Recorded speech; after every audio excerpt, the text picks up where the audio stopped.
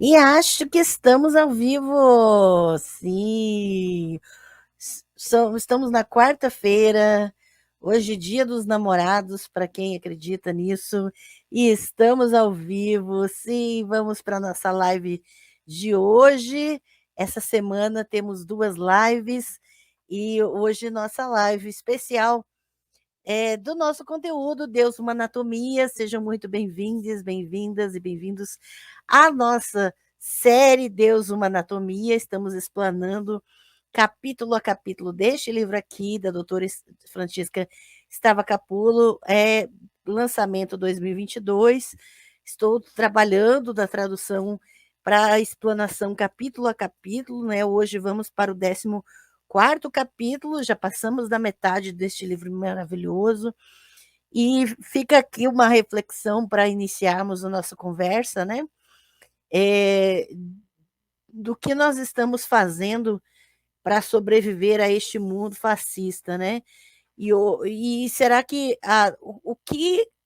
quais são as implicações do que conversamos aqui sobre isso para a nossa sobrevivência, para a nossa resistência, para a nossa permanência nessa sociedade? Muita coisa acontecendo no mundo, muita coisa que precisamos falar, fazer, construir, pesquisar, se informar, se fundamentar para falar, né? E nós estamos aqui resistindo exatamente para construir algo de qualidade, fundamentado, e ao mesmo tempo que nos faça permanecermos vivos. Não adianta a gente ficar falando, trocando figurinha, ou tentando mostrar quem é melhor que quem, ou tentando competir com as pessoas, quando na verdade a gente precisa estar vivo, né? Então, começamos essa quarta-feira, nossa live, pensando sobre as implicações do que temos estudado, do que temos pesquisado, do que temos aprendido e construído aqui para a nossa própria existência neste mundo, nessa sociedade que está cada vez mais fascista, cada vez mais violenta, cada vez mais quer a morte de quem não se encaixa no sistema, cada vez mais difícil de permanecer sendo quem somos e nos mantendo, né, mantendo a nossa existência de uma maneira digna, mínima, básica, né? E quero agradecer toda a presença de vocês. Maria Helena já está aqui maravilhosa. Boa noite, comunidade. Boa noite ao Espaço das Deusas, que é a comunidade de membros aqui do canal. Estamos construindo algo importante e, inclusive, essa semana temos duas lives. Sexta-feira vamos ter live para a nossa playlist de sacrifícios humanos. E é importante que a gente entenda a importância, a relevância desses temas no quadro maior do mundo, tá? Nós estamos falando de conflitos, estamos falando do uso do sagrado, os elementos sagrados para aniquilação ou para a inexistência do diverso. E também estamos falando, na sexta-feira vamos falar mais sobre isso, sobre a questão da guerra e dos sacrifícios de guerra, das mortes na guerra como sacrifícios a divindades, como tributo àquilo que se considera sagrado. Então, quando a morte vira sagrado, há uma complicação bem específica no sistema. Por isso, quero te convidar a conhecer as playlists do canal. Hoje nós vamos acrescentar a live, a playlist Deus, uma anatomia, que já está, né, se estendendo, e você pode maratonar a playlist. E na sexta-feira vamos para mais uma live na playlist de sacrifícios humanos, vendo essas implicações, né, da morte como elemento reconhecidamente sagrado. E quando a morte se torna um elemento sagrado, ela faz parte de um culto à morte, um culto à aniquilação de determinado tipo de pessoa, né? É, Olá, Danilo, seja muito bem-vindo, obrigada, muito obrigada pelos parabéns.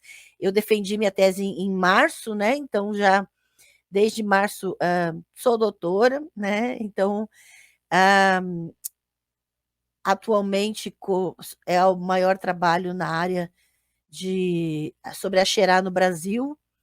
Então, está disponível minha tese de doutorado. Quem quiser conhecer, pode ir lá no chat fixado lá em cima, no Linktree ou na descrição aqui de todos os vídeos do canal. Só clicar no meu Linktree, você pode acessar a minha tese de doutorado, que está disponível. Também temos muitas novidades, né? E eu quero agradecer a todos os que são membros aqui do canal. Tiago Faria Melo chegando, boa noite. Seja muito bem-vindo, Tiago. E o Espaço das Deusas é a comunidade de membros aqui do canal, que patrocina as lives semanais, que estão investindo e fazendo com que esse canal permaneça e cresça e melhore cada vez mais. Luiz Carlos, seja muito bem-vindo, boa noite. Abraço para São Gonçalo, Rio de Janeiro, que bom que estão aqui, maravilha. Quero dar as boas-vindas aos novos membros do canal, desde a última live. Carmina Burana, seja muito bem-vinda. Não sei o nome, mas adorei como se identificou aqui, né?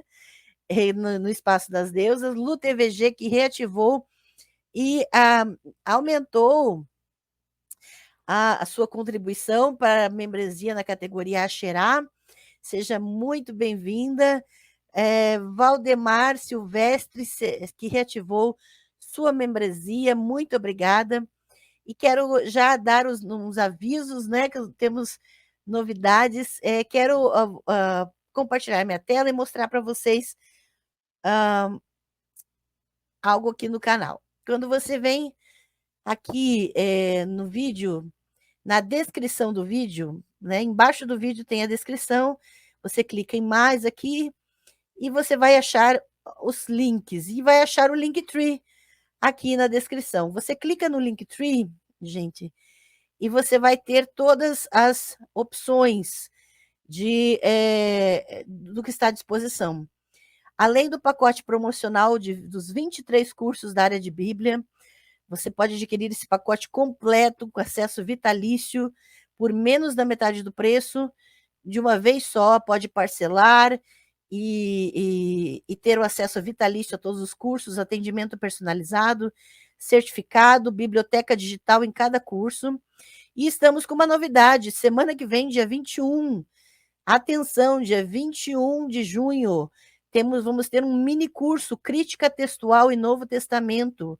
Quando você clica aqui, esse curso está lançado 21 de junho, vai ser sexta-feira da semana que vem, vai ser das 7 às 10 da noite, um mini curso especial sobre crítica textual e Novo Testamento. Atenção, as inscrições estão abertas e vai ser uma única noite, das 7 às 10, vai ser gravado, então se você adquirir, você não é obrigado a estar ao vivo na aula, você vai ter acesso à gravação, certificação garantida, tá? E nós vamos falar sobre crítica textual, o método da crítica textual, teoria de transmissão do texto do Novo Testamento, os manuscritos, a história dos manuscritos do Novo Testamento. Vamos falar sobre os textos, os diferentes manuscritos, tá? Então, vamos falar sobre a problemática das edições do Novo Testamento, porque são 28 edições, e então esse mini curso está aberto para você adquirir já para o dia 21 de junho, na sexta-feira da semana que vem. Então, garanta já seu ingresso pelo meu Linktree, tá? Você, quando clica no Linktree, a segunda opção aqui já está aqui, ó, Crítica Textual e Novo Testamento. Você pode se engajar nas demais opções também. Minha tese de doutorado está aqui. Quando você clica nos cursos Futuro Simpla, olha só, tem os 3 cursos abertos, as inscrições, o mini curso do dia 21, Crítica Textual e Novo Testamento. Em julho, vamos ter 4 sextas-feiras, o curso de Fenomenologia da Religião, você já pode garantir seu ingresso. Em setembro, vamos ter um mini curso Divórcio e Novo Casamento no período intertestamentário e textos do Novo Testamento. Gente, aproveitem, eu estou já estão abertas as inscrições pelo Simpla, você pode garantir os seus ingressos, tanto para o mini curso de semana que vem de junho, curso de julho, mini curso de setembro, e vai ter mais novidades. Então, você vai encontrar aqui os próximos cursos que estão abertas as inscrições, tá bem? Só ir para cursos futuros Simpla, Fenomenologia da Religião, Divórcio, Novo Casamento no período intertestamentário e textos do Novo Testamento. E semana que vem já garanta o seu mini curso Crítica Textual e Novo Testamento. Importantíssimo, beleza, gente? Para a gente poder começar a entender as diferentes manuscritos que existem, né? O pessoal tem uma noção de texto bíblico como se fosse o mesmo texto a vida inteira e não faz ideia da história dos manuscritos, das diferenças, das edições, de como se interpreta a crítica textual e de como faz uma leitura histórica desses manuscritos. Não esqueçam que em setembro, dia 13 de setembro, é um minicurso Divórcio e Novo Casamento no período intertestamentário e textos do Novo Testamento. Vamos entender de legislação de casamento e divórcio e novo casamento, tanto no período entre os testamentos quanto no período dos textos do Novo Testamento, tá bem? E em julho vamos ter o curso Fenomenologia da Religião. Garanta já seu ingresso. É importantíssimo que você já tenha garantida essas opções, tá bem? Estou deixando bem visível para que vocês saibam que temos essas novidades, para vocês já garantirem pelo Linktree, lá em cima no chat fixado, para quem está ao vivo, tem lá o primeiro comentário já com o Linktree para você acessar, e nesse Linktree você acessa todas as possibilidades, tá bem? Garanta já para não ter depois, para não perder nada do que vai vir, né? Porque é importantíssimo que a gente continue construindo juntos, tá bem? Beleza. Então, agora nós vamos para o 14º capítulo do livro Deus, uma Anatomia. Vamos falar sobre o toque divino, especificamente. Então, vamos lá, gente? Deixa eu projetar para vocês os slides aqui.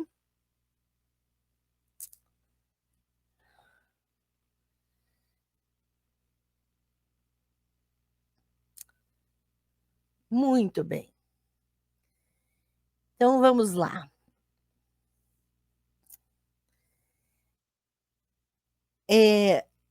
Antes que eu esqueça,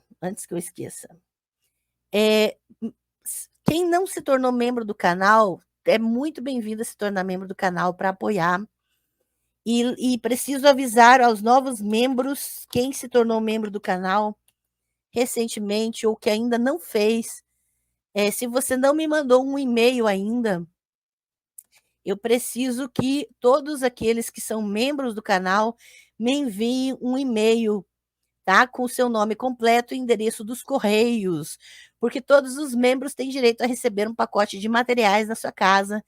Em qualquer lugar do Brasil, você pode receber um pacote do Espaço das Deusas, que é a comunidade de membros aqui do canal.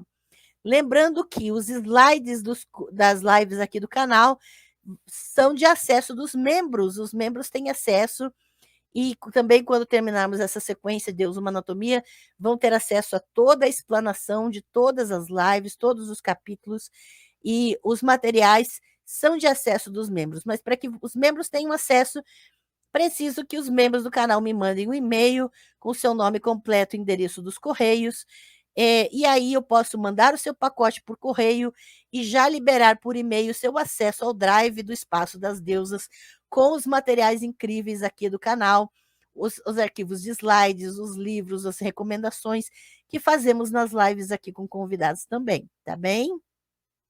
Nós tivemos recentemente recebendo aqui a Cauana Harz, a historiadora, né? E falando sobre a história das bruxas, tivemos material relacionado, né? Sobre bruxas, parteiras e enfermeiras. Esse material está lá no drive dos membros do Espaço das Deusas.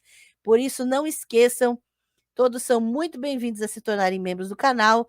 Lembrando, se você quer apoiar o canal numa única vez, não quer se tornar membro, minha chave Pix é meu endereço de e-mail. Você pode fazer contribuições à vontade, mandar super stickers, super chats e principalmente apoiar o canal com a quantia que você tem no coração.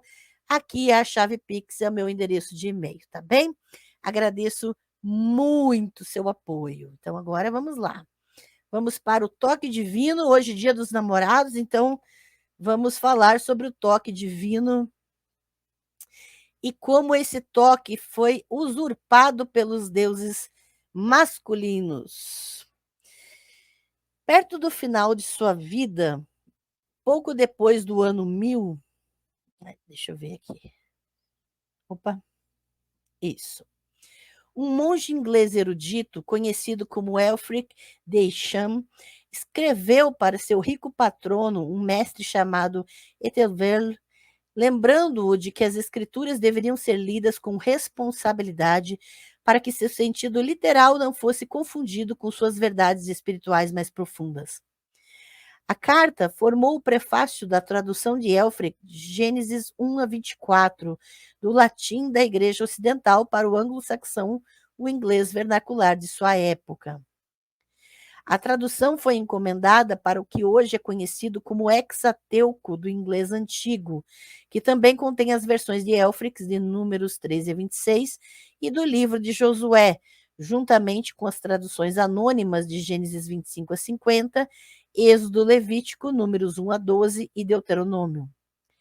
Esse Hexateuco é a mais antiga tradução anglo-saxônica ainda existente dos 6 primeiros livros da Bíblia e é ilustrado com centenas de pinturas em miniatura de cores vivas, preenchendo os grandes espaços cuidadosamente deixados nos manuscritos enquanto a obra era compilada.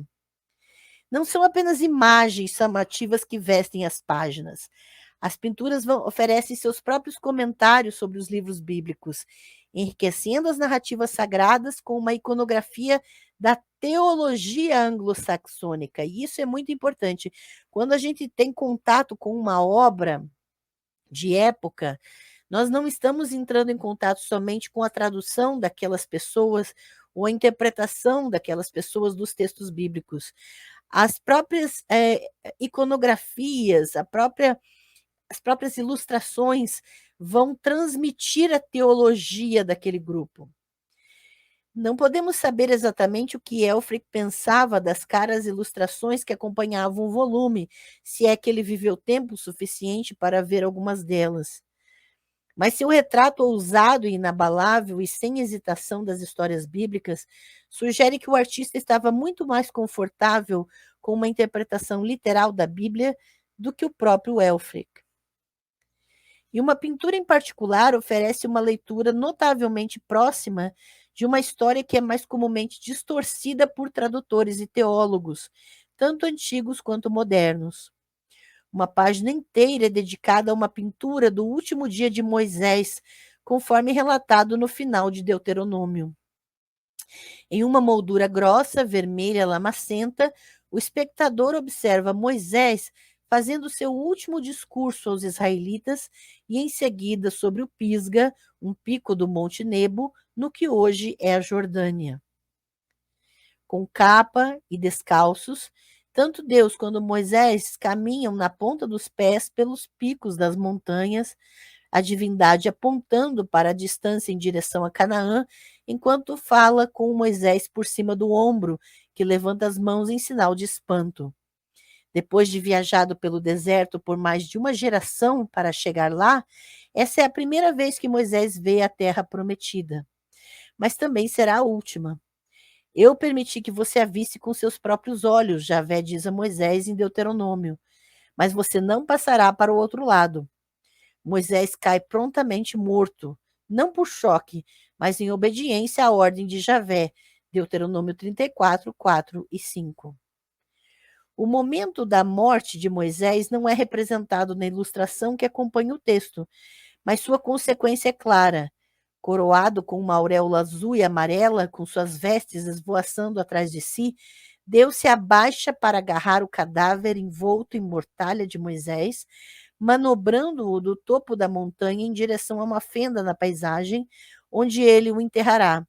Abaixo dele, os israelitas levam as mãos ao rosto, enxugando as lágrimas.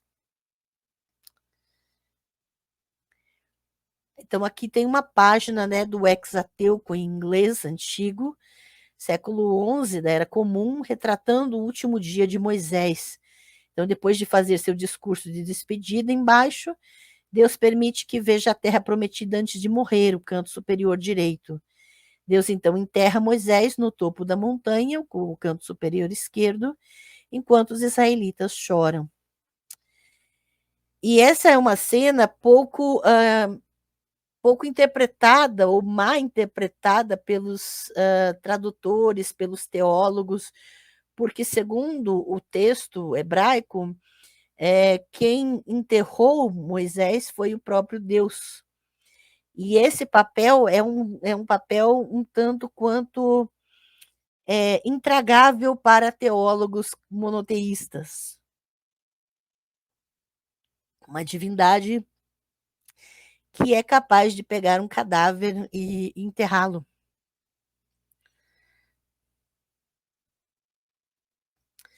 No livro de Deuteronômio, o coveiro de Moisés é o próprio Deus. E, no entanto, essa é uma característica pouco conhecida da história bíblica de Moisés, pois raramente aparece nas traduções modernas. Você não vai encontrar isso muito na maior parte das traduções da Bíblia. Porque para os monoteístas modernos, essa ideia de uma divindade que pega em cadáver é intragável, ela não é associada, ela dissocia por causa do aspecto sagrado.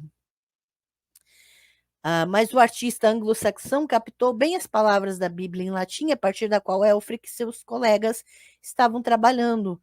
Um texto conhecido como Vulgata, que por sua vez oferece um reflexo fiel do hebraico de Deuteronômio 34:6, que diz: Moisés, o servo de Javé, morreu ali na terra de Moabe, por ordem de Javé, e ele o sepultou em um vale na terra de Moabe.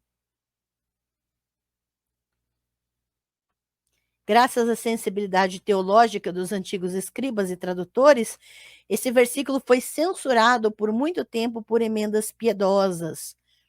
Abalados com a ideia de que Deus poderia se contaminar com a impureza de um cadáver, mesmo o cadáver de um homem tão santo como Moisés, alguns tradutores judeus e cristãos corrigiram o que consideravam ser um erro do texto. Ele o enterrou, simplesmente se tornou ele foi enterrado, ou eles o enterraram. Então foi uma modificação proposital para quem estava censurando o próprio texto na língua que foi escrito, né? Deixando gerações de leitores suporem que os israelitas em luto ou os anjos chorosos haviam realizado ritos mortuários de Moisés e não o próprio Deus. A ideia de que Deus se comportaria de tal maneira pode ter sido impensável para alguns, mas estava de acordo com as ideias mais antigas e tradicionais sobre Javé. Como seus pares divinos, o Deus da Bíblia era uma divindade que não era avesso a sujar as mãos, nem não estava acostumado a realizar as cerimônias da vida e morte com as quais seus adoradores estavam familiarizados. Na antiguidade, as divindades participavam das atividades comuns das pessoas e viviam como pessoas. E por isso, hoje, esse distanciamento de uma figura divina, de trabalhos considerados sujos, faz parte de uma eugenia mental já bem característica da nossa sociedade neofascista, né? E que não pode sujar as mãos com determinados serviços, que separa aquilo que considera sagrado. Mas, na antiguidade, desde o nascimento de um bebê até o enterro do seu corpo, Javé era entendido por muitos como uma divindade tátil, que expressava seu relacionamento com seus adoradores por meio de uma linguagem corporal rica em formas rituais. O sepultamento de Moisés por Javé foi um dos vários encontros que a divindade teve com os restos materiais de mortos. Embora seus sacerdotes de Jerusalém acabassem por impor uma separação rigorosa entre o sagrado e o sepulcral, temendo que a sujeira cultural da morte contaminasse a limpeza ritual da santidade, a segregação entre o divino e o morto foi uma incursão relativamente tardia na vida de Javé. Essa característica de segregação é realmente tardio e não tem relação com os primórdios da religião em torno de Javé. De acordo com alguns textos bíblicos, ele já havia se mostrado um experiente na manipulação de cadáveres e ossos. Em alguns, ele se gaba de sua capacidade de chegar ao submundo, um lugar conhecido como Sheol, e extrair seus habitantes. Essa vanglória é muitas vezes apresentada como uma ameaça, alertando que Javé pode punir os mortos por seus delitos, deslocando-os do relativo conforto de sua existência pós-morte. Ainda que cavem no Sheol, de lá minha mão os levará. Amós 9:2. Lembrando que nós temos o curso completo do livro de Amós aqui gratuito no canal, na playlist Livro de Amós. Mas o papel de Deus como invasor de túmulos não foi simplesmente malévolo. Na famosa visão atribuída ao profeta Ezequiel, do século 6 antes da Era Comum, Javé caminha por um vale babilônico que abriga os túmulos de seus adoradores exilados, abrindo caminho em meio a um excesso de ossos espalhados pelo chão do vale. Abrindo os túmulos, ele desintegra os mortos enterrados, trazendo seus ossos para se juntarem aos outros. Magicamente, os ossos se fundem novamente. Carne, tendões e pele revestem os esqueletos recém-articulados. O sopro divino da vida é soprado neles e os mortos reanimados de pé, prontos para retornar a Jerusalém. Isso é a visão descrita em Ezequiel 37, 1-14. Lembrando que você pode compreender melhor o texto de Ezequiel no curso Ezequiel, Deuses e Deusas no Templo de Javé, um curso completo, capítulo a capítulo, sobre o livro de Ezequiel. Teologicamente, a visão promete a restauração do povo de Deus na diáspora, mas as ações da divindade no vale são modeladas nos rituais tradicionais de ossos. Eram rituais comuns de adoradores na antiga Israel e Judá, que desenterravam seus mortos depois que a carne apodrecia e reorganizavam os ossos em repositórios dentro da tumba, reenterrando-os de fato. Era uma prática comum da época para que os mortos fossem ressocializados como ancestrais, assegurando sua vida após a morte no submundo. Então, essa prática de reenterrar ossos secos era muito comum na antiguidade, gente. E a capacidade de Javé de alcançar o submundo é atestada graficamente numa tumba cortada na rocha, numa caverna de Kilbet el-Con, perto de Hebron, datada do século 8 antes da Era Comum. No final de um pequeno lance de escadas, os escavadores descobriram 4 câmaras funerárias que se estendiam a partir de uma sala central, uma configuração arquitetônica muito parecida com uma casa doméstica para os vivos. Cada câmara funerária estava equipada com 3 camas para os mortos, enquanto na sala principal haviam objetos rituais usados pelos mortos e seus enlutados: lâmpadas, xícaras, tigelas, amuletos, chocalhos, figuras para espantar demônios malévolos e possíveis ladrões de túmulos. Nas paredes das câmaras foram riscados os nomes de alguns dos mortos, mas dominando a vista do submundo havia uma mão divina protetora, gravada em um batente de porta, estendendo-se até a escuridão subterrânea. Sua natureza divina é sugerida pela inscrição parcialmente legível posicionada acima dela, pedindo a Javé e a Xerá para proteger um dos moradores da tumba. Abençoado seja Uriarro por Javé, agora de seus inimigos livrai-o por sua Axerá, E riscado acima da mão está essa bênção em favor do falecido Uriarro, para que Javé e Axerá o protejam. e o livre dos seus inimigos. Eu tenho a réplica dessa peça, né? Especificamente feita por Paula Turriani, riscada, né? A bênção do Auriarro, ela é riscada na pedra e é uma forma de, na morte, Javé e Axerá protegerem os seus escolhidos, né? Olha quem está aqui, Wesley, boa noite, sejam muito bem-vindos. Olha, Mari, boa noite, querida. Que bom que está aqui. Cláudia Antonieta, boa noite. Que maravilha vocês aqui, hein? Estamos falando do toque divino, um toque que chega ao submundo, um toque que é alcançado em lugares que hoje são considerados proibidos para o sagrado, ou seja, o mundo dos mortos, o mundo dos cadáveres, dos ossos secos, dos defuntos.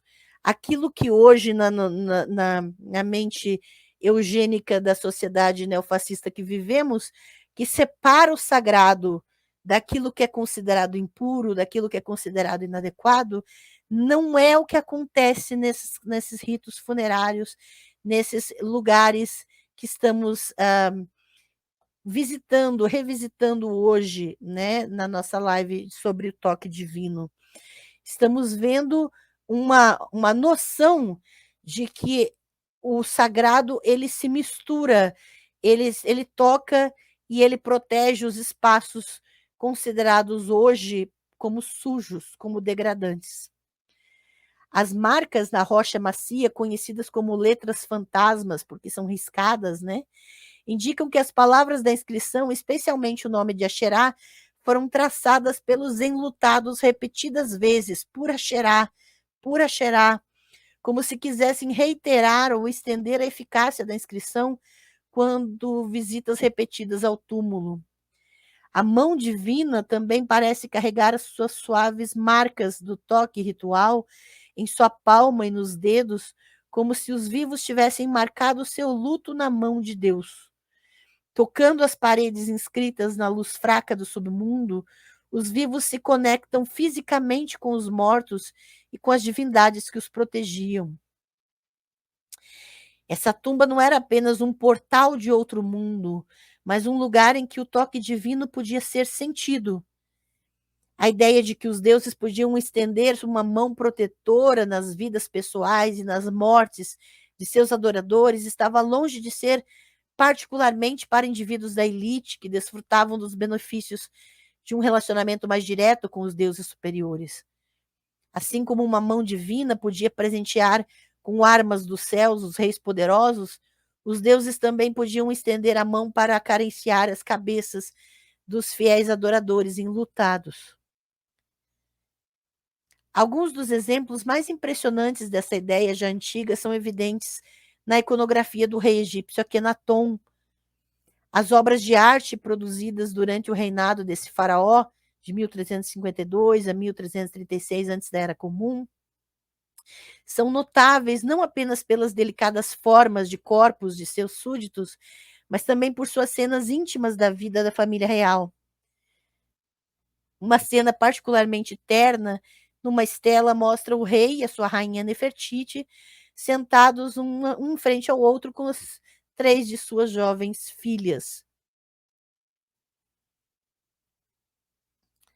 O rei embala uma criança em suas mãos, levantando até seu rosto para um beijo.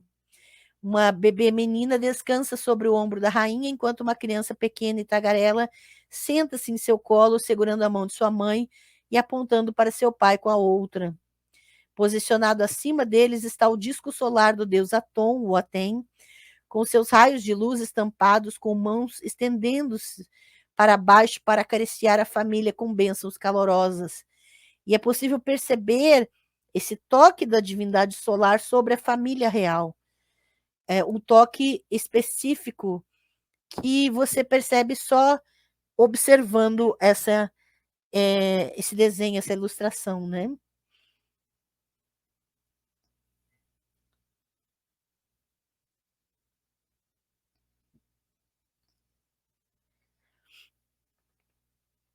O mesmo motivo ocorre em um painel de parede, o túmulo da família real em Tela Amarna.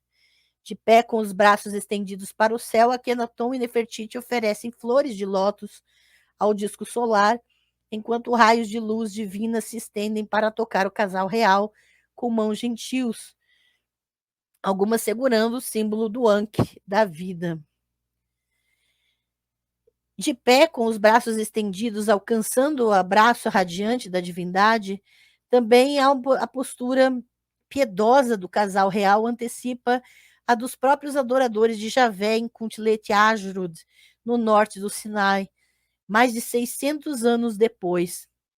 Lá, desenhos gravados com um grande pote de armazenamento, com inscrições em hebraico, mostram um grupo de homens em pé, de perfil, com seus rostos erguidos em direção ao céu, levantando os braços para o ar, e eles parecem estarem realizando um ritual de petição. E esse desenho, né, trata-se de um gesto ritual bem comprovado na Bíblia hebraica, no qual os adoradores levantam ou estendem as mãos para Javé enquanto invocam seu nome. Eu o abençoarei enquanto viver, levantarei minhas mãos e invocarei seu nome, promete um salmista. Todos os dias eu te invoco, ó Javé, estendo minhas mãos para ti, declara outro. E você pode ver isso nos Salmos, em Êxodo, em Reis, Lamentações, Esdras, Neemias e Crônicas, né? Lembrando que essa live vai ficar gravada e depois você pode dar pausa na tela e conferir as referências também nos textos bíblicos. E lembrando que também os membros do canal vão ter acesso aos slides e poderão fazer a sua própria pesquisa posteriormente, né? Esse era um gesto que antecipava o toque responsivo da divindade, que de alguma forma estendia as mãos para os seus adoradores. Eu estendi as minhas mãos durante todo o dia, diz Javé, Isaías 65:2. Para a mente moderna, esse ritual pode parecer meramente simbólico ou inerentemente fútil, um gesto vazio, né? Pois as mãos humanas que buscam o toque de Deus não sentem nada além do abismo entre elas. Mas para os adoradores do antigo Levante, a tactilidade do toque era sentida na própria ação. O fato de levantar as mãos já fazia parte do toque.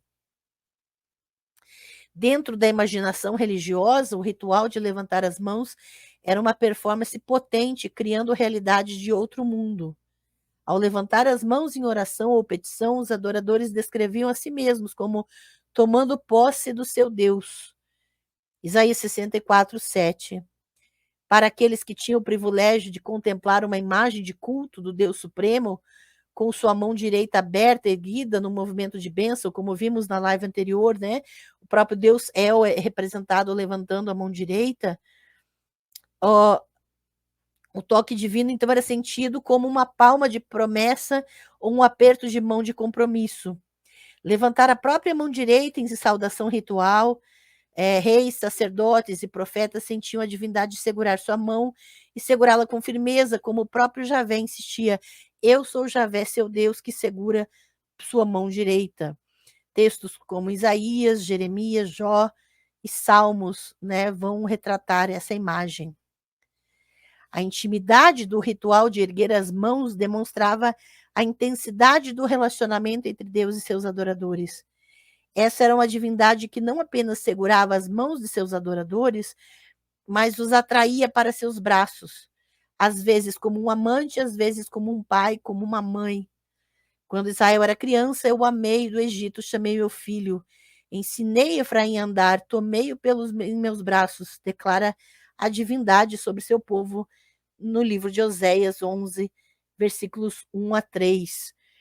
E essa ideia dessa divindade que toma o seu povo como uma criança, como um pai toma o seu filho, é uma imagem que vai ser posteriormente sendo deslocada e substituída por impressões de uma divindade como imperadores, como donos de poder político, que se afastam cada vez mais dessa sensibilidade popular do toque divino. Lembrando que aqui no canal nós temos o curso gratuito Livro de Oséias, na playlist Livro de Oséias, tá? porque nós trabalhamos capítulo a capítulo deste livro. Aproveitem depois para maratonar as playlists do canal, gente.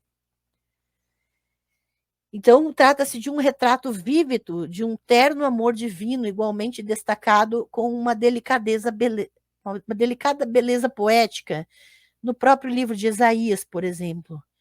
Prometendo nunca se esquecer dos seus adoradores, Javé pergunta: pode uma mulher esquecer seu filho que está amamentando? Ou não se compadecerá do filho do seu ventre? Isaías 49:15.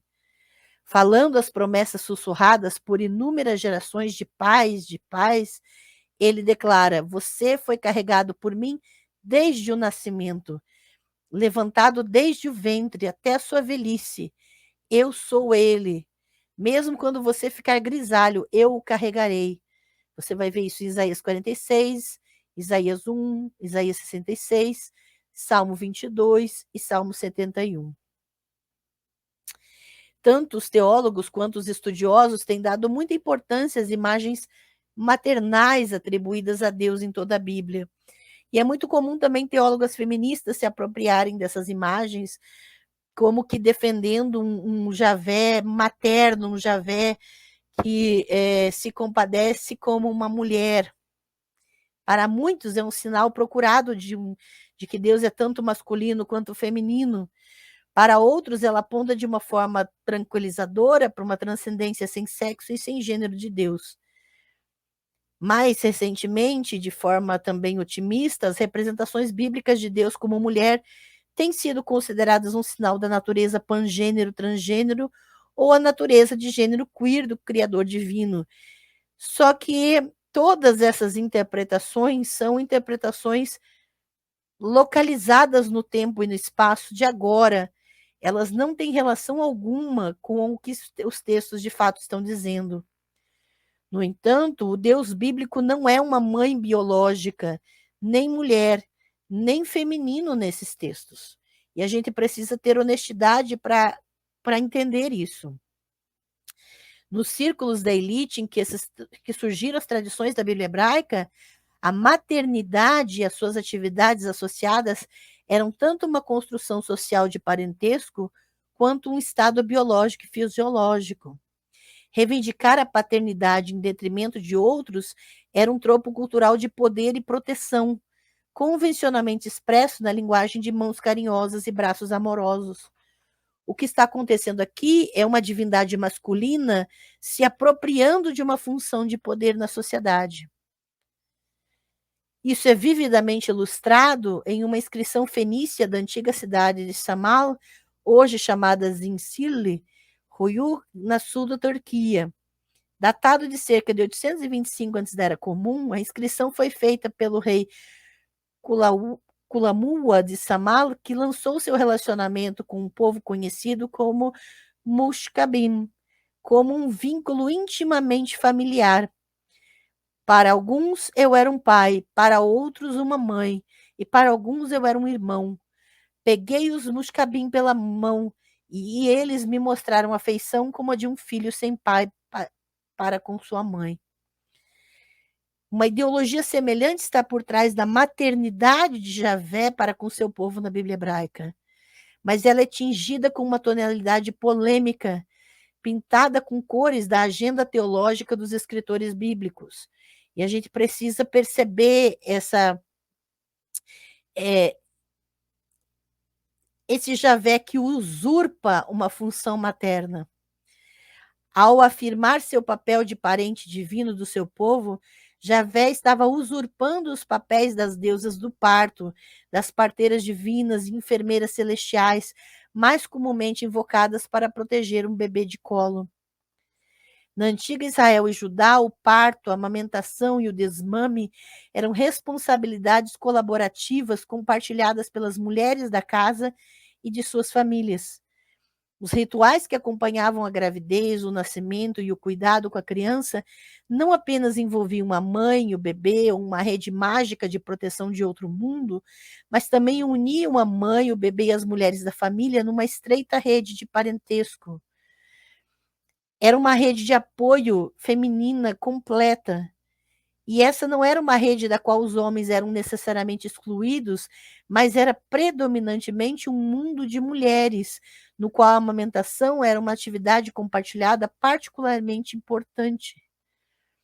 Da família da elite, famílias humildes, não era incomum que mães amamentassem os filhos de outras mulheres, muitas vezes como uma forma de apoio prático numa cultura em que as crianças não eram desmamadas até os 3 ou 4 anos de idade. Juntas, essas mulheres criaram o que a acadêmica Cynthia Chapman chama de irmãos de leite, uma ou duas gerações de crianças socializadas na família, estendida por meio da amamentação compartilhada. E isso era muito comum na antiguidade. Nesse mundo de mulheres, o leite materno era uma substância de nutrição social e também física, sustentando as redes sociais das mulheres e as crianças nelas envolvidas, assim como o sangue ritual da circuncisão masculina transmitia uma identidade compartilhada a homens e meninos dentro da família e da comunidade em geral. Isso pode explicar por que figuras de barro baratas, representando mulheres apoiando ou oferecendo seus seios pesados e cheios de leite, entre objetos rituais mais comuns na casa e no túmulo. As imagens parecidas com as representações da deusa Xerá são extremamente comuns porque elas não representam apenas a deusa, mas representam essas cadeias de mulheres que vão formar grupos e redes de apoio completamente vinculadas em famílias de leite. Centenas de exemplos foram encontrados em locais judaítas que datam do início do século 8 até o final do século 6 antes da Era Comum. Se serviam especificamente para pedir às deusas para a lactação bem-sucedida, como sugerem alguns estudiosos, ou funcionavam de forma mais geral para proteger a família, como outros afirmam, elas parecem ter sido intimamente associadas às identidades sociais e ao bem-estar dos membros da família ao longo das gerações, tanto vivos quanto mortos. Então, essa aqui é um exemplo de a estatueta de argila do século 8 antes da Era Comum, que foi escavada em Jerusalém. A supervisão das redes de amas de leite dessas mulheres não era os deuses da fertilidade com os quais os escritores bíblicos estavam familiarizados, Javé, El e Baal, mas sim as tradicionais deusas do nascimento, da obstetrícia e da lactação, provavelmente incluindo a Xerá, que foram marginalizadas ou ignoradas na história do passado da Bíblia.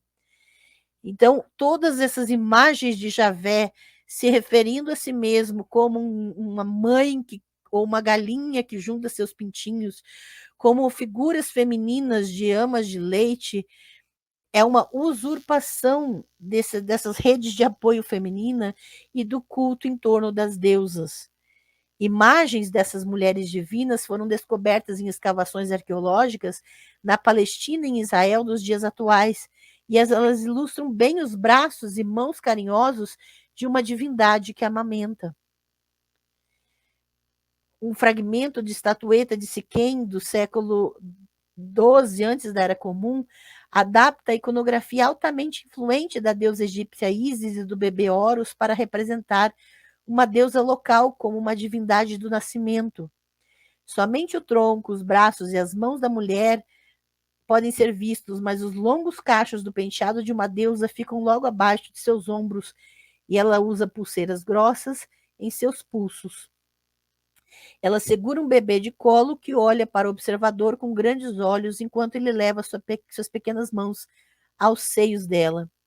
Um exemplo do século X antes da Era Comum, da cidade de Bet-Shean, retrata o torso de uma mulher nua com os lábios densamente incisos.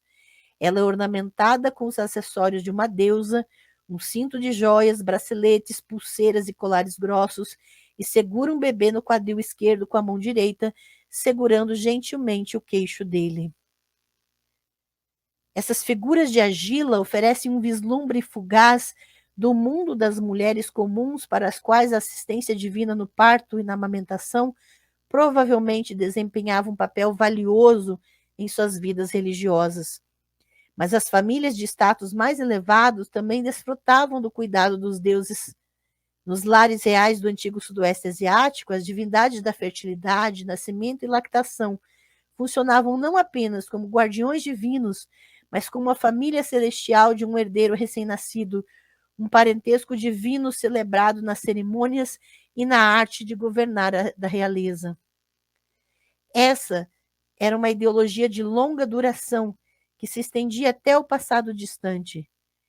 Em aproximadamente 2460 antes da Era Comum, Eannatum, governante da cidade-estado suméria de Lagash, descreveu sua infância divina em uma inscrição que adornava um monumento hoje conhecido como Estela dos Abutres. Ele se vangloria de que foi implantado no útero de Dingirsu, o deus guerreiro da cidade, e deu à luz com alegria a Ninhursag, a grande deusa do nascimento. Inanna então o tomou em seu próprio braço e lhe deu um nome, e então o colocou no joelho de Ninhursag, e Ninhursag o amamentou. Mais ou menos um século depois, o rei sumério Lugal-Zaghese de Uruk estava descrevendo a si mesmo como um filho nascido de Nissaba, uma deusa dos grãos e da escrita, que havia mamado no leite de Ninhursag e foi criado por Ningirim, uma deusa hábil em encantamentos. Criados por seus parentes divinos, os reis podiam reivindicar a proteção contínua e o endosso dos reis. E pensem que essa linguagem de dizer que foi amamentado por divindades, dizer que foi criado e escolhido por uma divindade, de que é sustentado por uma divindade, é exatamente o discurso político que se utiliza para se implantar ideologias hoje em dia. Então, isso não é nada novo debaixo do sol. Essa ideologia real era tão poderosa que se estendeu pelo antigo sudoeste da Ásia por milênios. No século VI antes da Era Comum, o rei Esarhaddon da Assíria foi assegurado de seu status de homem filho dos deuses, num oráculo das divindades Ishtar e Bel, um título tanto de Ashur quanto de Marduk. O texto diz o seguinte: não tema em Esarhaddon, eu sou Bel. Enquanto falo com você, eu vigio as vigas do seu coração. Quando sua mãe lhe deu à luz, 60 grandes deuses estavam comigo e protegeram você. A divindade da lua, sim, estava ao seu lado. Shamash à sua esquerda. 60 grandes deuses estavam ao seu redor e cingiam seus lombos. Não confie no homem, levante seus olhos, olhe para mim. Eu sou o Ishtar de Arbela, eu reconciliei Ashur com você. Quando você era pequeno, eu o trouxe a mim. Não tenham medo, louvem-me. E são esses discursos que hoje são utilizados para endossar discursos políticos nas plataformas. É o mesmo tom, é a mesma tônica, é a mesma pompa e o uso de legitimação religiosa para poder político. O filho e sucessor de Esarhaddon, Ashurbanipal, claramente compreendeu o poder político da concepção e do nascimento divinos. Atingido por rebeliões orquestradas por seu irmão mais velho, Shamash-shum-ukin, que Esarhaddon havia nomeado rei da Babilônia, Assurbanipal enfatizou seu direito divino de governar, negando piedosamente sua família mortal em favor das origens cósmicas de sua realeza. Então, ele rejeitou o parentesco da sua família para dizer que tinha nascido dos deuses. Num hino às deusas de Ishtar de Nínive e Ishtar de Arbela, ele diz: não conheci pai nem mãe, cresci no colo de minhas deusas. Quando era criança, os grandes deuses me guiaram, indo comigo para a direita e para a esquerda. A senhora de Nínive, a mãe que me deu a luz, dotou-me de uma realeza sem igual. A senhora de Arbela, minha criadora, ordenou a vida eterna para mim. As reivindicações do rei a uma mãe divina são ainda mais endossadas numa conversa entre Assurbanipal e Nabu, o deus escriba, na qual ficamos sabendo que a hiperpotência dos seios de Ishtar lhe deu o dobro de mamilos de uma divindade comum. Você era um bebê, Assurbanipal, quando se sentou no colo da rainha Ishtar de Nínive, diz Nabu. Suas 4 tetas foram colocadas em sua boca, 2 você sugou e 2 você ordenhou em seu rosto. Em todo o Levante, a amamentação divina de uma criança era uma característica igualmente fixa das ideologias reais. De acordo com uma lenda ugarítica, as ambições dinásticas de um ancestral real lendário, o rei Kirta, foram asseguradas pelo nascimento divinamente ordenado do seu filho Yassib, um herdeiro presenteado a Kirta pelo grande deus El. O novo bebê, dizia-se, beberia o leite de Atirat e esvaziaria os seios de Anat, da mesma forma que os filhos de El são amamentados por Atirat em outro mito ugarítico. A amamentação divina dos herdeiros em Ugarit se reflete na iconografia de um belo friso de marfim esculpido que moldurava um leito real, permitindo que os seus ocupantes mortais para conceber uma criança divinamente gerada. Sob uma árvore sagrada da vida, ladeada por míticos guardiões alados, uma deusa usando um cocar com chifres e um longo manto envolve seus braços em torno de dois jovens príncipes que estão em seu abraço. Levantando seus rostos e mãos aos seus seios, eles mamam na deusa sob a sombra protetora de suas asas estendidas. E eu tenho aqui a réplica que a doutora Francesca fala. É uma réplica difícil de conseguir, é uma iconografia difícil, porque ela é uma peça que hoje está em domínio particular. Mas a Paula Turriani fez uma réplica para mim, a deusa amamentando príncipes. E é essa ideologia real que vai fazer com que as pessoas tomem para si a ideia de que quem os alimenta são deuses, quem os sustenta são deuses, então eles têm direito de se sobrepor à vida de outras pessoas, de estar acima de outras vidas. E essa imagem é tão forte que ela está representada numa nota. Eu tenho aqui a imagem de uma nota de 500 libras sírias, e essa imagem está na nota de 500 libras. A deusa amamentando os dois príncipes. Essa aqui é uma nota de 500 libras do Banco Sírio, né? E eu tirei a imagem para vocês verem que é a mesma imagem da deusa amamentando os príncipes, né? Dessa iconografia, onde os reis davam à luz a seus filhos, tá? Isso é ideologia real, gente. Isso aqui é o que você vê, por exemplo, nos palanques políticos, falando que Deus está do nosso lado, ou o nosso Jesus é o bonzinho, ou o nosso Jesus é o certo, e coisas desse tipo. Isso é legitimação política através do discurso religioso. Quando se utiliza dos deuses para sustentar uma imagem de poder político.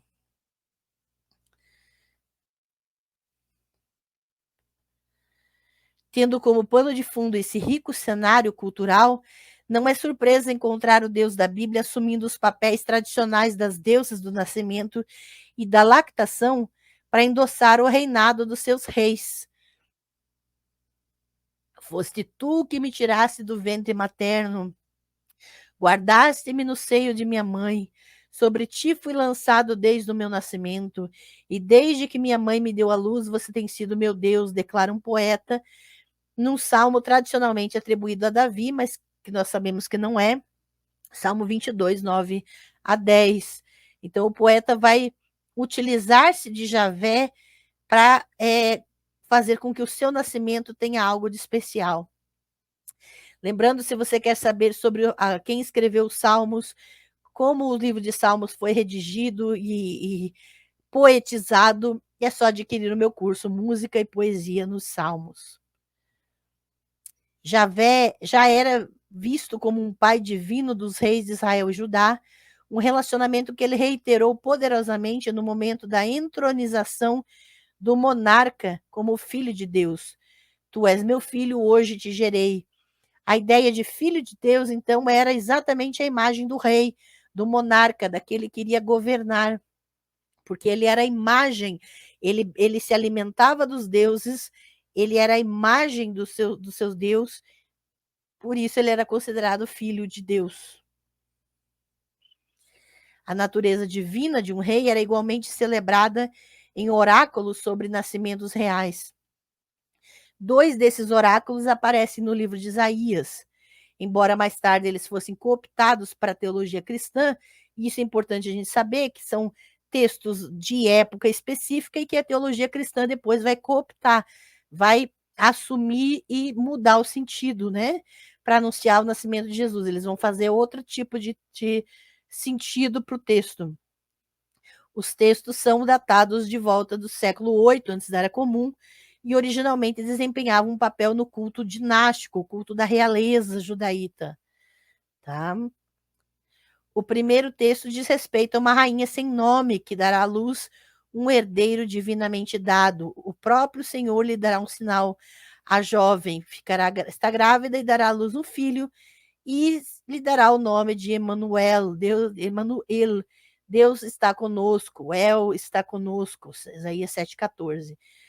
Aqui não é virgem, tá? É jovem, vai haver uma mudança no texto posterior, e esse texto está se referindo ao próprio nascimento do rei Ezequias como um Messias, como um escolhido da divindade. A segunda afirmação é mais longa, mas não menos exaltada em suas afirmações sobre o bebê real. Porque um menino nos nasceu, um filho nos foi dado, e a liderança está sobre seus ombros. Seu nome é Conselheiro Maravilhoso, Guerreiro Divino, Ancestral Eterno, Príncipe da Paz. Sua autoridade crescerá continuamente e haverá paz sem fim para o trono de Davi e seu reino. Isaías 9, 6 a 7. Que também é uma afirmação sobre Ezequias e sobre a legitimação do poder político deste rei. E nós falamos sobre isso no curso Os Três Isaías, a Esperança Messiânica, exatamente o que é a figura do Messias para a época e a sua legitimação religiosa pelo poder político real, né? Esse parentesco de alto status com os deuses foi estendido na Bíblia hebraica ao povo de Javé, tornando Israel o seu filho amado. Um título que nós estudamos na playlist de sacrifícios humanos, né? Porque o título Filho Amado é um título mitológico que posteriormente vai ser reciclado no Novo Testamento para descrever a divindade de Jesus. Mas ao desempenhar os papéis de parteira celestial e amamentador divino, Javé gradualmente vai substituir as poderosas deusas da antiguidade, inserindo-se mais profundamente na religião doméstica de seus adoradores. De agora em diante, Javé seria o único pai, forçando seus adoradores, os seus filhos, a dependerem totalmente dele e somente dele. E isso vai ser a instituição da monolatria, que agora vai haver uma centralização religiosa com intuito político e econômico, para que outras divindades, para que o poder que era descentralizado nos papéis sociais das mulheres, agora seja centralizado em grupos de homens específicos do poder. Ecos fracos do nascimento das deusas perdidas em habilidades de criação das deusas reverberariam em mitos judaicos posteriores sobre a Senhora Sabedoria e a Shekhinah em retratos cristãos de Maria, que nós vamos ver em lives posteriores aqui no canal. E eu falo sobre a deusa Sabedoria no curso A Sabedoria Popular dos Provérbios, que vocês já podem adquirir pelo meu Linktree, tá? Dia 18 de setembro, nós vamos ter uma live especial falando sobre Dia Xerá Maria, da heterologia para um instrumento colonial, exatamente como se deu essa transposição das figuras das deusas para a imagem colonial de Maria. Mas as deusas tradicionais nunca recuperariam seus papéis de prestígio. Na Bíblia, a ausência das deusas talvez seja mais sentida de forma mais evidente no papel prático que Javé desempenhava cada vez mais na criação de seus adoradores. Em todo o antigo sudoeste da Ásia, eram as deusas do nascimento que geralmente moldavam os mortais a partir do barro, arrancando pedaços de lama úmida para criar a forma humana. Mas para os escritores bíblicos, Javé era o modelador do barro divino, que não apenas formou o primeiro homem no Éden, mas planejou o nascimento de todos os seus adoradores a partir da terra fértil. Então, o próprio Javé vai substituir as deusas no seu papel de criador e modelador. Agora, ó Javé, nós somos barro e tu és o nosso oleiro. Nós somos todos obras de tuas mãos. Isaías 64, 8. Mas o toque divino poderia ser tão destrutivo quanto criativo. As suas mãos me moldaram e me fizeram, e agora você se volta e me destrói.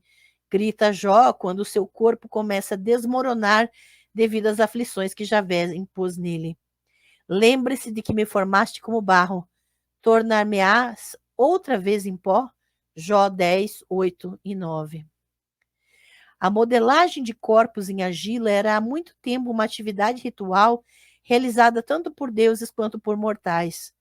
Em um mito sumério, o engenhoso deus Enki e a deusa do nascimento Nimá criaram os primeiros humanos a partir do barro, povoando seus templos, fazendas e campos com adoradores dedicados a seu serviço.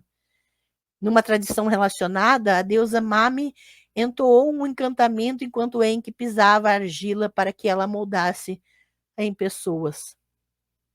Em Ugarit, esse era um processo similarmente realizado por El, que havia feito uma deusa do exorcismo de argila para curar o rei Kirta. Criarei um removedor de doenças, um expulsor de doenças. Ele enche suas mãos com o melhor da argila. Ele arranca o que é usado por um oleiro. Enquanto isso, no Egito, o deus mais frequentemente associado à criação dos seres humanos era Kun, que criou todos os seres vivos, inclusive alguns deuses, em sua roda de oleiro. Você é o mestre da roda que tem o prazer de modelar na roda. Você fez os humanos na roda.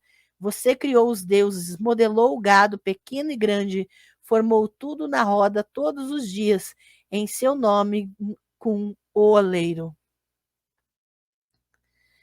Em todos esses processos, a modelagem da argila é apresentada como um ato mágico, que é exatamente a forma como foi entendido pelos humanos quando faziam imagens de terracota de seus deuses para uso em seus rituais. Assim como os adoradores moldavam as imagens dos deuses em forma humana, os deuses moldavam imagens de humanos em forma de deuses, como atestam as tradições da criação em Gênesis. Então Deus disse: façamos o homem à nossa imagem, conforme a nossa semelhança. E assim Deus criou o gênero humano à sua imagem, a imagem divina ele os criou, homem e mulher os criou. E sobre a questão da criação e também as narrativas em torno do Éden, vocês podem adquirir o curso Divórcio de Javé e a Deusa no Éden, com toda a simbologia que vamos analisar capítulo a capítulo neste curso incrível. Adquiram já, hein, gente? A mecânica dessa criação divina é explicada na história do Éden. Javé Deus formou o homem do pó da terra e soprou em suas narinas o sopro da vida. E o homem se tornou um ser vivente. Gênesis 1, 24 a 27 e 2, 7. Quando o Deus da Bíblia criou as pessoas do barro, ele estava realizando uma arte mágica especializada, conjurando nova vida em suas mãos. Do nascimento à morte, o Deus da Bíblia entrou na vida de seus adoradores, realizando as ações rituais essenciais para a existência contínua, o bem-estar e a proteção do seu povo. Mas esses não eram os únicos rituais que ele realizava. Deus também desfrutava de uma rica vida interior de atividade religiosa, uma piedade pessoal exercida com as suas mãos. E um dos rituais que ele realiza com mais frequência na Bíblia é fazer votos. Assim como os mortais que levantam a mão para o céu e fazem um juramento por seu Deus, Javé também levanta a mão para os céus e invoca a si mesmo em vez de qualquer outra divindade, como sua testemunha. Levanto a minha mão aos céus e juro, como eu vivo para sempre, Quando afio minha espada reluzente e minha mão se apossar do juízo, eu me vingarei dos meus adversários e retribuirei aqueles que me odeiam. Deuteronômio 32, 40, 41. A guerra, inevitavelmente, exigia mais atividades religiosas e, assim, em preparação para a batalha, Javé também realiza o ritual de bater palmas. E aqui a gente tem que sempre analisar um ritual, um gesto de acordo com a cultura. Porque em contraste com as palmas alegres e aplausos comemorativos, o ritual das palmas tinha função apotropaica. Não sei se vocês lembram da nossa live sobre magia apotropaica com a doutora Tupá Guerra, que a magia apotropaica ela tem poder em si mesma, né? Bater palmas poderia exorcizar quaisquer poderes malévolos que trouxessem infortúnio. No campo de batalha, as palmas tornavam o inimigo uma presença demoníaca a ser extirpada. A eficácia do ritual é afirmada com confiança por Deus num oráculo na véspera de uma guerra. Eu também baterei palmas, satisfarei minha fúria, eu, Javé, falei. Ezequiel 21, 17. E talvez o mais notável de tudo seja o fato de que o Deus da Bíblia também é uma divindade que oferece sacrifícios. Como muitos de seus antepassados escribas do Levante, os escritores bíblicos têm o cuidado para evitar a impressão de que uma divindade poderia oferecer um sacrifício de sangue a outro Deus. E fazer isso seria comprometer o seu status divino de sacrificador. Em vez disso, quando os deuses preparam e oferecem um sacrifício, eles estão literalmente tratando de um ritual de autosserviço, eles estão se servindo. Eles, quando sacrificam, eles estão se alimentando. E isso num contexto geralmente de guerra. Lançando a destruição do inimigo humano como um ritual de celebração de matança, o esquartejamento de corpos, a evisceração de vísceras e respingos de sangue funcionam como um sacrifício animal. O sangue purifica e fortalece o espaço do sacrifício, enquanto as vísceras e a gordura são divinamente devorados. São os deuses se alimentando da guerra, os deuses se alimentando desses instrumentos de poder e morte. Isso é ilustrado graficamente numa descrição de ataque de Javé contra os cidadãos de Bosra, em Edom. Javé tem uma espada e ela está farta de sangue, está farta de gordura, de sangue de cordeiros e de cabras, com a gordura dos rins e dos carneiros. Pois o Senhor tem um sacrifício em Bosra, uma grande matança na terra de Edom. Os bois selvagens cairão com eles, e novilhos com os touros poderosos. Sua terra será encharcada de sangue, e seu solo se enriquecerá de gordura. Isaías 34, 6-7. Nós analisamos esse texto aqui na playlist Sacrifícios Humanos, gente. Não esqueçam de depois ir lá maratonar a playlist. Porque nós temos que lembrar que com a centralização do poder em torno de um único Deus masculino, o que vai acontecer é exatamente que esse Deus vai virar um carniceiro, vai virar aquele que se deleita em sangue e matança dos inimigos das elites religiosas. E isso é instrumentalização de poder. Em muitos aspectos, as atividades rituais de Javé não eram tão diferentes das de outras divindades do mundo antigo, que não apenas faziam votos, ofereciam sacrifícios e libações, mas também se purificavam, tinham sonhos visionários, realizavam ritos de exorcismo e pronunciavam encantamentos mágicos.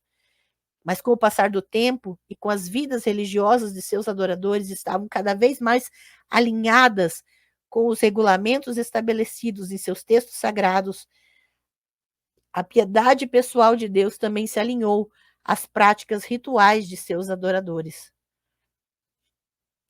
Na época em que o livro altamente autorizado de Jubileus havia sido composto no século II antes da Era Comum, o próprio Deus estava guardando o Shabat todas as semanas com seus anjos e seu povo, como ele mesmo fez aparentemente.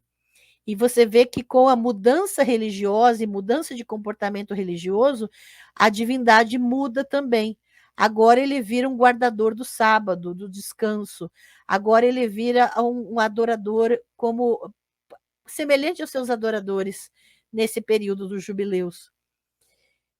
Esses escribas judeus, eles parecem ter pensado que não era sem uma boa razão que Deus havia criado um dia de descanso. Esse era um dia em que o espaço e o tempo eram dedicados para uma reflexão focada no vínculo estreito entre Deus e seus adoradores. E agora a divindade vai se adaptar a esses novos ritos também. Subjacente a essa noção íntima estava o senso de que Deus estava muito próximo de seus adoradores em suas atividades religiosas, em seus lares. Um entendimento que já era caro às comunidades da diáspora e se tornaria cada vez mais importante após a destruição final do Templo de Jerusalém em 70 da Era Comum. A manutenção do Shabat, esse descanso, se tornaria tão poderoso quanto oferecer sacrifícios no templo. Ambos provocavam a presença alegre e voluntária de Deus. E isso tudo para se adaptar à ausência do templo. Então, sem o templo, sem os sacrifícios, novos rituais vão ser acoplados e a divindade vai se adaptar a esses rituais. Se o Shabat teve suas origens na criação e um arquetípico aderente ao do próprio Deus, então o mesmo acontecia com outros rituais comuns às práticas judaica primitiva. De acordo com um texto midrástico, a primeira ação ritual de Deus ocorreu logo no início da criação do mundo, quando ele construiu a arquetípica Sukkah em Jerusalém, uma cabana de oração usada no festival judaico de Sukkot, que é cobrir, né? Também conhecido como tabernáculos.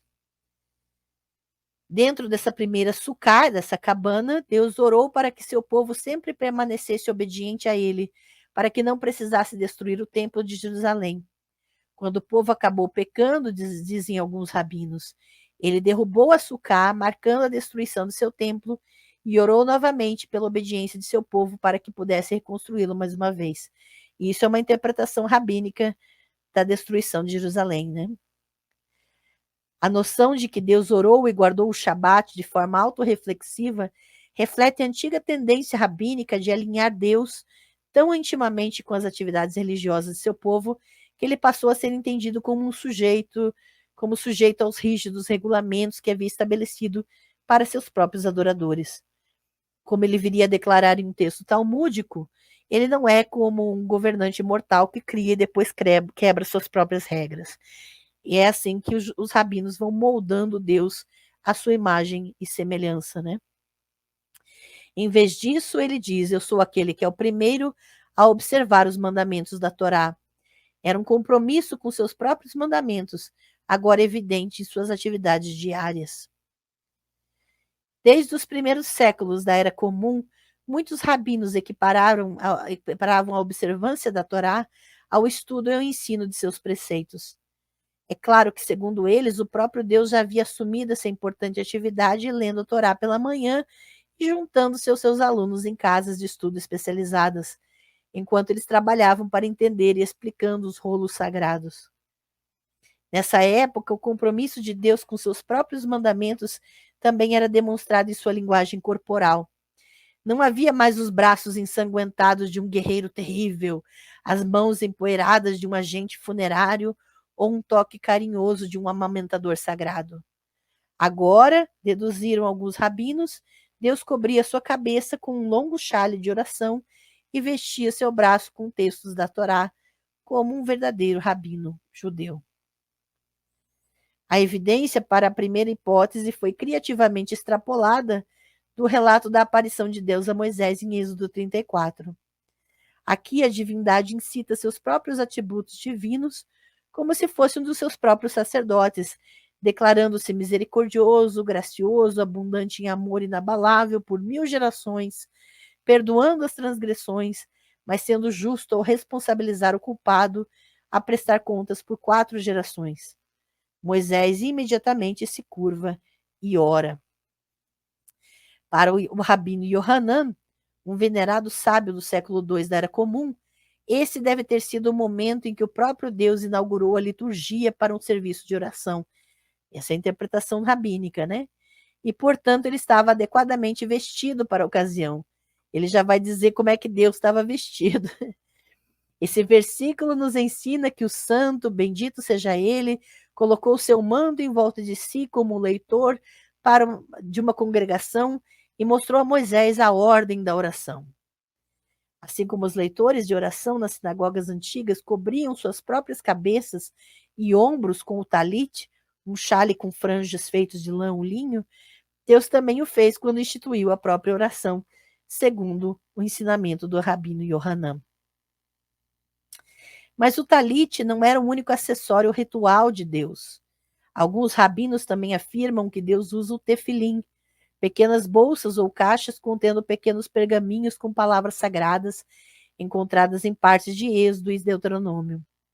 Fixados na cabeça e braço esquerdo, ou no direito para os canhotos, eles parecem ter sido usados entre os grupos judeus desde o século II antes da Era Comum, e ainda são usados em oração pelos homens judeus e cada vez mais por algumas mulheres atualmente. Esses objetos sagrados manifestam obediência a uma das instruções divinas de maior autoridade no livro de Deuteronômio, uma instrução que aparece em um dos minúsculos pergaminhos contidos nas caixas do tefilim. Ouve, ó Israel, Javé é o nosso Deus, Javé é um só. E amarás o Senhor teu Deus de todo o teu coração, de todo o teu ser, de todas as tuas forças. Guarde em seu coração essas palavras que estou lhe ordenando hoje em seu coração. Recite-as, amarre-as como um sinal em sua mão, e elas serão como emblemas para seus olhos. Isso está em Deuteronômio 6, você pode conferir também Êxodo 13 e Deuteronômio 11. De acordo com os ensinamentos transmitidos pelo Rabino Avim, no século IV da Era Comum, a evidência de que Deus usava o tefilim era encontrada em versículos selecionados em Deuteronômio, Isaías e nos Salmos, nos quais certas referências a Deus em seu braço e mão e alusões a ele segurando a Torá eram melhor entendidas como um sinal da presença do tefilim em seu corpo. Então, é uma simples interpretação rabínica quando se fala da mão ou do braço de Deus, que como se ele estivesse fazendo uso desses ornamentos judaicos também. O ensinamento é tipicamente complexo e criativo. Rabi Avim, filho de Rabiada, em nome de Rabi Vitzakts, diz o seguinte: como você sabe que o santo bendito seja ele coloca o tefilim? Porque está escrito, o Senhor jurou por sua mão direita e pelo braço de sua força. Veja que é uma interpretação. Não está evidente, é uma interpretação. Pela sua mão direita. Essa é a Torá, pois é dito, à sua direita havia uma lei de fogo para eles. E pelo braço de sua força, esse é o tefilim. É uma interpretação. Veja, como é dito, o Senhor dará força ao seu povo. E como você sabe que o tefilim são uma força para Israel? Pois está escrito, e todos os povos da terra verão o nome do Senhor invocado sobre ti, e terão medo de ti. E foi ensinado, Rabi Eliezer, o grande, diz, isso se refere ao tefilim da cabeça. Então, são os rabinos que estão afirmando que essas frases estão fazendo referência a essas caixinhas contendo pedaços de textos bíblicos. Para um leitor não familiarizado com a ginástica interpretativa da exposição das escrituras rabínicas, o argumento do Rabino Avim parece impenetravelmente esotérico. Mas é a imagem corpórea, dinâmica do corpo de Deus, conjurada pela confortável insistência do Rabino de que Deus usa o tefilim, que é mais impressionante. É altamente improvável que os rabinos da antiguidade tivessem imaginado esses objetos sagrados aparecendo magicamente no corpo de Deus num clarão repentino e ofuscante ou um misterioso sopro de fumaça. Em vez disso, eles naturalmente presumiram que Deus fez o que fizeram. Então, eles achavam que Deus fazia o que eles faziam. Amarrava uma bolsa contendo uma porção da Torá no braço, com uma longa tira de couro enrolando a tira pelo braço e ao redor da mão, e em seguida amarrava outra bolsa da Torá na testa, com uma longa tira de couro dando um nó na nuca. Fixada no seu próprio corpo como um amuleto, a palavra escrita de Deus não era simplesmente uma produção literária, nem apenas um objeto de estudo numa agenda diária. era uma forma potente de modificação corporal, assim como era para seus adoradores homens naquela época como agora. A Torá tornou-se parte da pessoa de Deus. Ela era agora a expressão máxima do status obrigatório, formativo e divino dos mandamentos de Deus, o status que ele havia gravado em pedra há muito tempo com seu próprio dedo.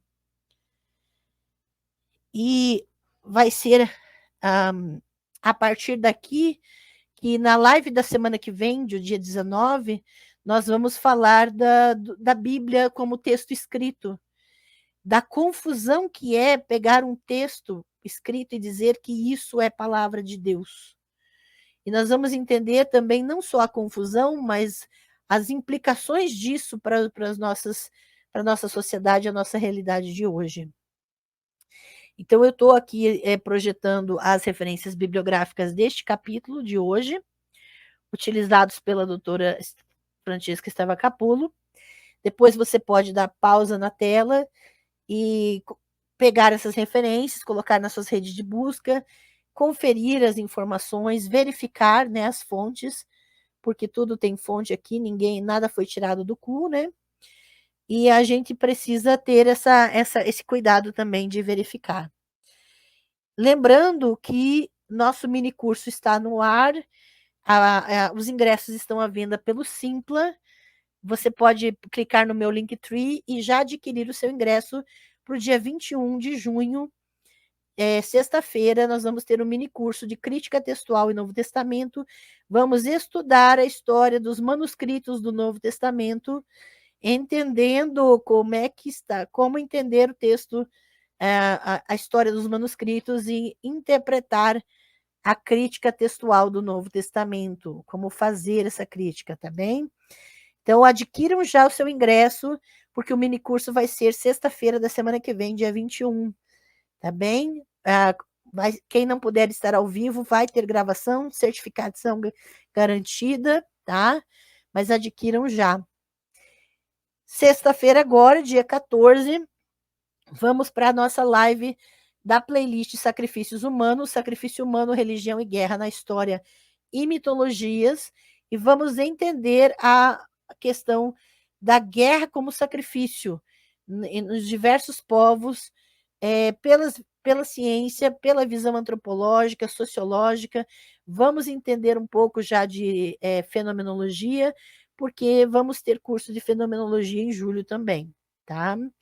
E no dia 19 vamos ter a nossa live Manuais Sagrados, falando sobre a Bíblia como palavra de Deus. Isso é muito sério, muito importante. Vamos ver aqui quem mais chegou. Vanessa maravilhosa, tá aqui, que beleza. Deixa eu ver aqui. Sua fala me lembrou de Pureza e Perigo, da antropóloga Mary Douglas. Sim, Pureza e Perigo. Olha, Tiago, e a gente precisa falar muito sobre isso, viu? Sobre questões relacionadas a onde toca o sagrado e de que forma essas fronteiras são estabelecidas. Obrigada pela lembrança, viu, Tiago? Muito importante mesmo. No culto ao orixá Yansan Yansan é quem recolhe e guia o morto ao Urum, reino dos espíritos dos orixás, e devolve o corpo a Nanã. Orixá, que é a lama primordial, que emprestou essa lama para Oxalá nos criar. Que maravilha! E aí a gente vê os papéis, né, Cláudia? É muito bem lembrado. Quem faz qual papel na mitologia da criação, da formação. Não há restrição de deidade em relação ao corpo morto.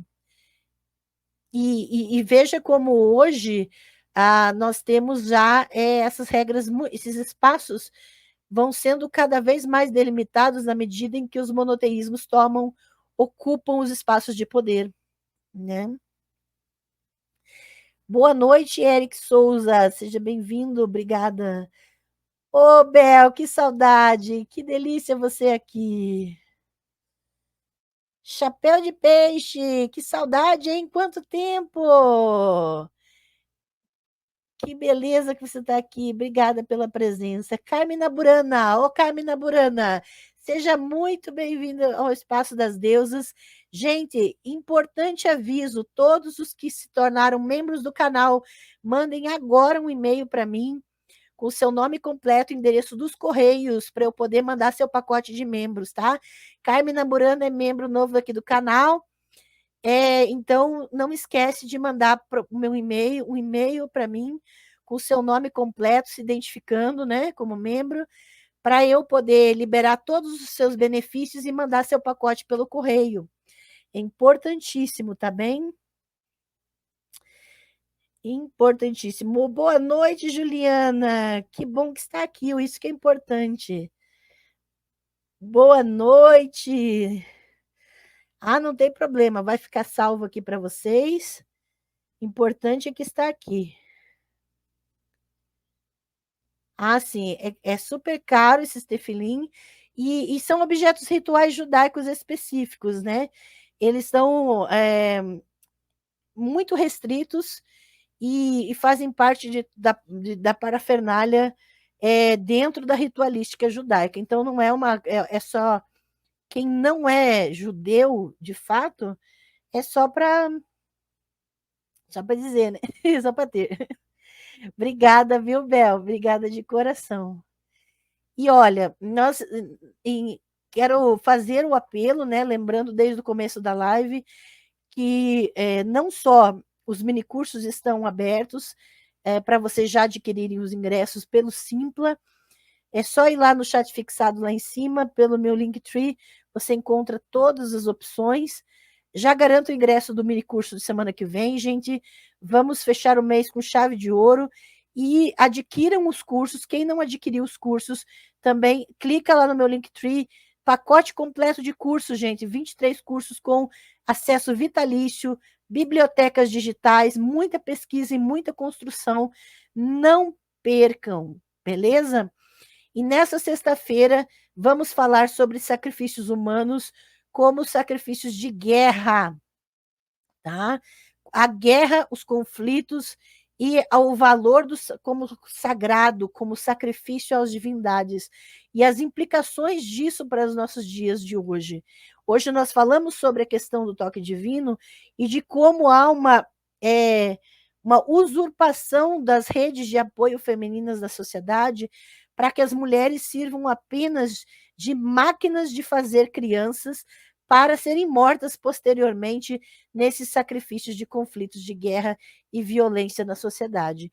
E a gente tem que começar a prestar atenção nessas estruturas. Nós não estamos estudando antiguidade para bonito aqui, nós estamos estudando exatamente para entender a nossa época, para compreender as chaves de leitura e perceber as estruturas de poder e de desumanização que estamos sofrendo a cada dia. É preciso resistir, gente, e é preciso começar a se armar nesse sentido também. Beleza? Então, ficamos aqui com a nossa live. Na próxima sexta-feira, então, sexta agora, 19 horas, nos sacrifícios humanos na mitologia e nas sociedades.